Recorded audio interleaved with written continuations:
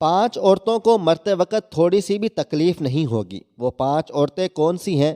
جاننے کے لیے مکمل ویڈیو دیکھیں۔ نزاع کے وقت مسلمان کو جو تکلیف ہوتی ہے اس پر اللہ رب العزت کی جانب سے نیکیاں عطا کی جاتی ہیں، جیسے کہ سنن ماجہ میں روایت حضرت عائشہ رضی اللہ تعالیٰ عنہما سے مروی ہے کہ رسول اللہ صلی اللہ علیہ وآلہ وسلم ان کے پاس تشریف لائے اس حال میں کہ ان کے پاس ان کا کوئی قریبی رشتہ دار موت کی سختی میں مبتلا تھا۔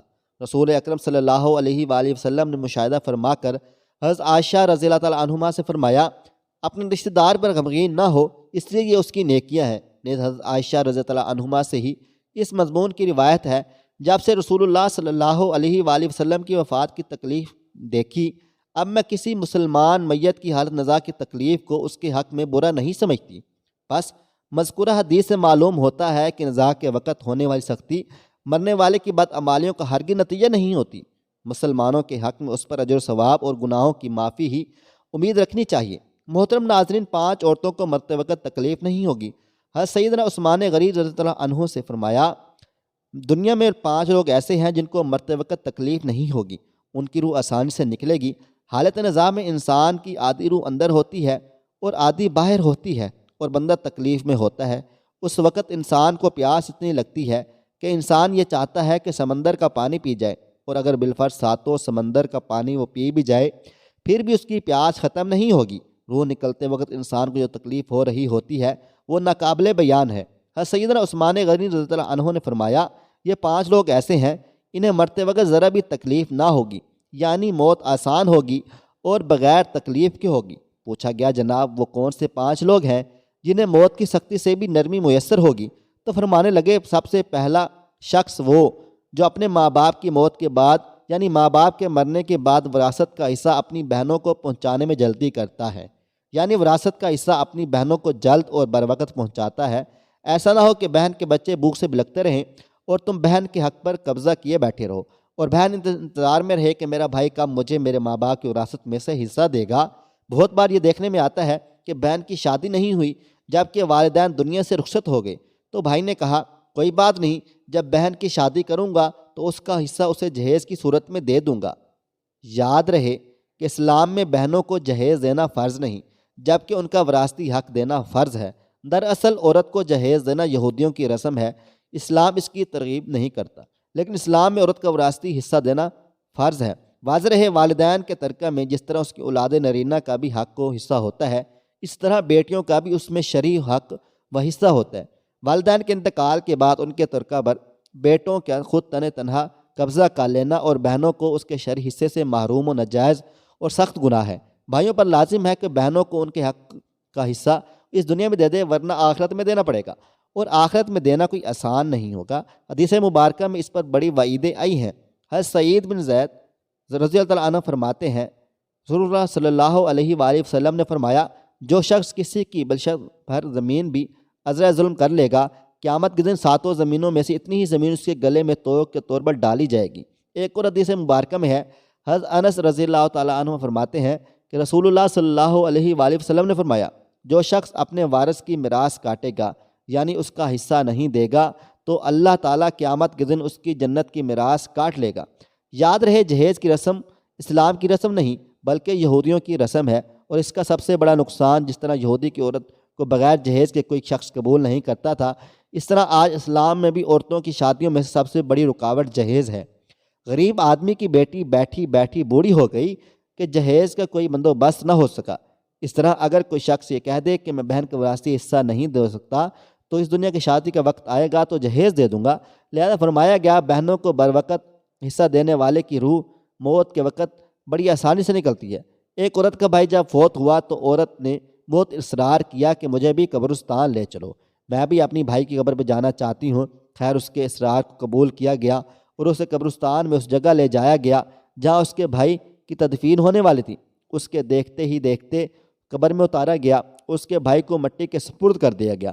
جب دعا کی باری آئی تمام عزیز و اقارب کے سامنے اس روتی ہوئی بہن نے آسمان کی جانب اپنے ہاتھ اٹھائے اور آسمان کی جانب اس کا دل رو رہا ہے، آنکھیں چھم چھم برس رہی ہیں۔ اس نے ایک ایسی دعا کی کہ لوگوں کے مردہ ضمیروں کو جگا دیا۔ روتی ہوئی بہن نے آسمان کی جانب دیکھ کر فریاد کی، اے میرے مالک، اے انصاف کرنے والے، آج میرا بھی انصاف کر دے۔ رو رو کر کہنے لگی، میرے مالک تم میرے ظالم بھائی کو اپنی رحمت سے دور رکھنا، ایسے دور رکھنا جیسے اس نے میرے والدین کی وراثت سے مجھے دور رکھا۔ میرے بچے بھوک سے بلکتے رہے لیکن اس ظالم کو میرے بچوں پر ذرا بھی ترس نہ آیا۔ میں اپنے بچوں کو حرام جانور کا گوشت کھلانے پر مجبور ہوئی۔ میرے بچوں نے بڑی ہی غربت کی زندگی گزاری ہے، جبکہ میرے ظالم بھائی کو کبھی حیا نہ آئی، کبھی بھی رحم نہ آیا کہ میں اپنی بہنوں کی وراثت کا جو ان کا حق ہے اسے ادا کر دوں۔ اے میرے مالک تو آج انصاف کر دے، اور جس طرح اس نے وراثت کے حق سے مجھے دور رکھا ہے اس طرح تو اسے اپنی رحمت سے دور کر دے۔ تو محترم ناظرین، صرف ایک لمحے کے لیے اپنے دل پہ ہاتھ رکھ کر یہ سوچو، جب تم اپنی بہنوں کو ان کی وراثت کا حق ادا نہیں کرو گی تو کیا تمہاری بہنیں تمہارے لیے مغفرت کی دعا کریں گی یا جہنم کی دعا کریں گی؟ بہن کے لیے ظالم بن کے مرو گے یا مظلوم بن کے؟ ناظرین، بہن کا حق کھانا ایسا ہے جیسے خنزیر کا گوشت کھانا۔ دوسرا وہ شخص جس کی روح مرتے وقت بڑی آسانی سے نکلے گی، فرمایا کثرت سے صدقہ کرنے والا شخص، یعنی ایسا شخص جو اللہ اور اس کے رسول صلی اللہ علیہ وآلہ وسلم کی رضا کے لیے اپنے مال و دولت میں سے یوں صدقہ کرتا ہو جب وہ اپنے ایک ہاتھ سے کسی کو دیتا ہو تو دوسرے ہاتھ کو پتہ بھی نہ چلے، یعنی دوسرا انسان وہ جو کثرت صدقہ کرنے والا ہو، اس کی موت کے وقت اس کی روح آسانی سے نکلے گی اور جان کو نیک عمل اس لیے تکلیف دہ نہیں ہوگا۔ نمبر 3، ایسا انسان جو اپنی فیملی سے اچھا سلوک کرنے والا ہے، یعنی اپنی بیوی، بچوں اور بہن بھائیوں سے نرم دلی کا رویہ رکھنے والا ہے، اپنی بیوی بچوں سے پیار کرنے والا ہے، حلال کا لقمہ کما کر اپنی بیوی بچوں کی کفالت کرنے والا ہے۔ بزرگان دین فرماتے ہیں، جب رزق تنگ ہونے لگے تو دسترخوان کو وسیع کر لیا کرو، یعنی اپنے بیوی بچوں پر خرچ کرنا بھی صدقہ ہے، انہیں کھلانا پلانا صدقہ ہے۔ لہذا ایسا شخص جو اپنی فیملی پر خرچ کرتا ہو اور ان سے حسن سلوک کرتا ہو تو وہ جب دنیا سے رخصت ہوگا تو اس کی روح نکلنے میں آسانی ہوگی، اسے کوئی تکلیف بھی نہ ہوگی۔ اس طرح حضرت عثمان غنی رضی اللہ عنہ نے، جو شخص یہ سوچ کر نماز ادا کرتا ہے، جو نماز ادا کر رہا ہے وہ میرے نبی صلی اللہ علیہ وآلہ وسلم کی آنکھوں کی ٹھنڈک ہے، نماز دین کا ستون ہے، نماز مومن کی معراج ہے، اسلام و کفر میں تفریق ہے، تو 5 وقت کا نمازی موت کے وقت کسی بھی قسم کی سختی میں مبتلا نہ ہوگا۔ پھر فرمایا 5واں، وہ شخص جو قرآن پاک کی تلاوت کرتا ہو، یعنی خود بھی قرآن پڑھتا ہو اور دوسروں کو بھی قرآن سکھاتا ہو۔ پھر فرمایا راتوں کی تنہائیوں میں اٹھ کر قرآن پڑھا کرو اور قرآن پڑھتے وقت رویا کرو۔ فرمایا اگر رونا نہ بھی آئے تو رونے کی کوشش کر لیا کرو۔ حضرت علی حجویری گنج بخش رحمۃ اللہ علیہ سے کسی نے پوچھا، حضرت اگر رونے کی کوشش بھی کریں پھر بھی رونا نہ آئے تو کیا کریں؟ تو فرمایا اپنے مقدر پر رو لیا کرو، کیا تم اتنے سنگ دل ہو گئے کہ تمہاری آنکھیں آنسو نہیں بہاتی؟ عائشہ صدیقہ رضی اللہ عنہما کہتی ہیں، جب سے انہوں نے رسول اللہ صلی اللہ علیہ وآلہ وسلم کو موت کے وقت درپیش سختی کا منظر دیکھا ہے، تب سے کسی کی آسان موت پر خوش نہیں ہوتی اور آسان موت نصیب ہونے کی تمنا بھی نہیں کرتی، کیونکہ وہ جان چکی تھی کہ نہ تو موت کسی ہونے والی کے برے انجام کی دلیل ہے اور نہ آسان موت کوئی عزت افزائی کی بات ہے۔ اگر سچ مچ ایسا ہوتا تو اللہ کے رسول صلی اللہ علیہ وآلہ وسلم کو آسان سے آسان تر موت نصیب ہوتی۔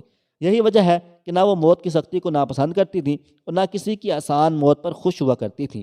موت کی سختی کے بارے میں حضرت عائشہ صدیقہ رضی اللہ عنہما سے روایت ہے، آپ رضی اللہ عنہما فرماتی ہیں، میں نے رسول اللہ صلی اللہ علیہ وآلہ وسلم کو حالت نزاع میں دیکھا۔ آپ صلی اللہ علیہ وآلہ وسلم کے پاس پانی کا ایک پیالہ پڑا ہوا تھا، آپ صلی اللہ علیہ وسلم اس میں ہاتھ داخل کرتے اور پھر اپنے چہرے پر پھیر لیتے تھے اور فرماتے تھے، یا اللہ موت کی سختی میں میری مدد فرما۔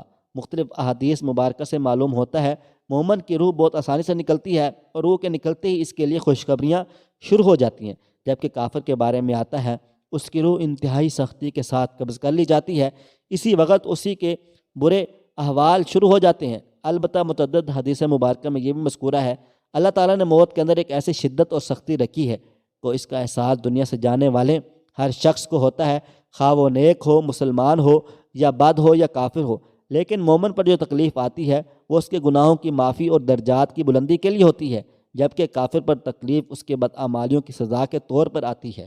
چنانچہ ایک حدیث میں آتا ہے کہ مومن گناہ کرتا ہے، اس وجہ سے اس پر موت کے وقت سختی کی جاتی ہے کہ اس کے گناہوں کا کفارہ، اور کافر بھی نیکیوں کے کام کرتا ہے تو اس پر موت کے وقت کچھ آسانی کر دی جاتی ہے تاکہ ان کے اچھے کاموں کا بدلہ ہو۔ اس حدیث سے یہ بات معلوم ہوتی ہے ہر شخص کی موت اس کے دنیا میں کیے گئے اچھے اور برے اعمال کے مطابق ہوتی ہے۔ تاہم حضرات علماء کرام اور محدثین رحمۃ اللہ علیہ نے یہ لکھا ہے کہ مومن کو جو بھی تکلیف ہوتی ہے، خواہ وہ تکلیف اس کے گناہوں کی بخشش کے لیے ہو یا اس کے درجات کی بلندی کے لیے ہو، وہ حالت نزاع عین روح نکلنے کے وقت سے پہلے ہوتی ہے، اور جب اس کی روح نکل رہی ہوتی ہے تو اس وقت اللہ تعالیٰ اس کی تمام تکلیف کو دور فرما کر سہولت اور آسانی سے روح قبض کر لیتے ہیں اور آنے والے مراحل بھی آسان فرما دیتے ہیں۔ واللہ عالم۔ اللہ پاک سے دعا ہے ہم سب مسلمانوں کو موت کے وقت کی سختیوں سے دور فرما کر ہمارا خاتمہ ایمان پر نصیب فرمائے، آمین۔